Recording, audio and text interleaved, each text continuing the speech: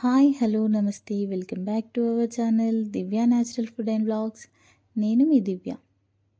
ఎన్నో ఆరోగ్య ప్రయోజనాలున్న ఆకుకూరని మనం ఇప్పుడు వండుకోబోతున్నాం. అదేంటంటే తోటకూర. తోటకూర ఫ్రై చేస్తున్నానండి. చాలా అంటే చాలా బాగుంటుంది. దానికోసం నేను ఒక మట్టి గిన్నెని తీసుకున్నాను. దాంట్లో ఒక 5-6 స్పూన్ల ఆయిల్ని అయితే వేసుకున్నాను. ఇలా ఆయిల్ని వేసుకొని బాగా వేడయ్యాక జీలకర్ర ఆవాలని యాడ్ చేసుకొని బాగా వేగనివ్వాలి.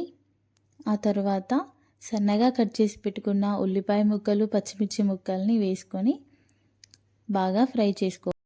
తర్వాత 15 రెబ్బల వరకు వెల్లిపాయలను పొట్టు తీసుకొని కచ్చాపచ్చాగా దంచుకొని ఇందులో యాడ్ చేసుకొని బాగా ఫ్రై చేసుకోవాలి.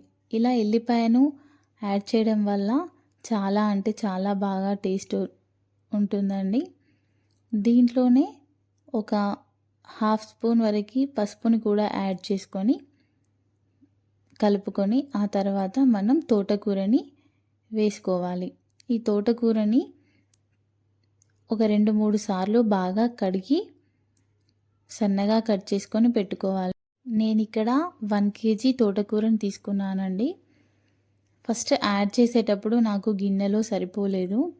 వండిన తర్వాత అది చాలా అంటే చాలా తక్కువగా అయిందండి. కానీ టేస్ట్ మాత్రం చాలా అంటే చాలా బాగా ఉంది.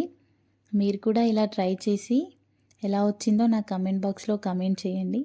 నా ఛానల్ని మీరు కొత్తగా చూస్తున్నట్లయితే సబ్స్క్రైబ్ చేసుకోండి. వీడియోని లైక్ చేయండి, షేర్ చేయండి.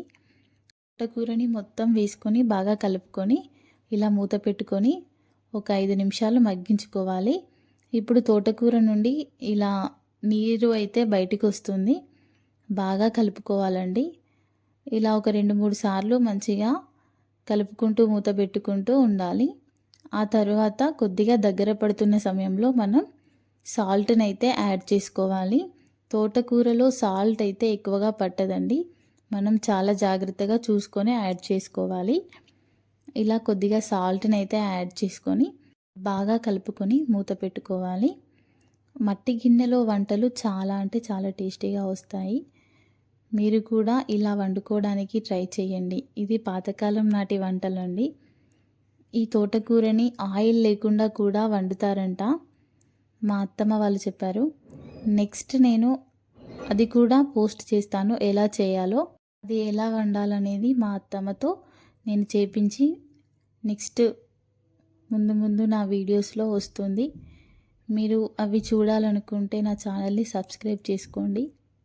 ఇక్కడ చూసారా తోటకూర అయితే బాగా రెడీ అయిపోయిందండి. చాలా తక్కువ ఇంగ్రీడియంట్స్తో మనం తోటకూరని ఇలా హెల్తీగా ప్రిపేర్ చేసుకొని తినొచ్చు. Thank you for watching. Bye bye.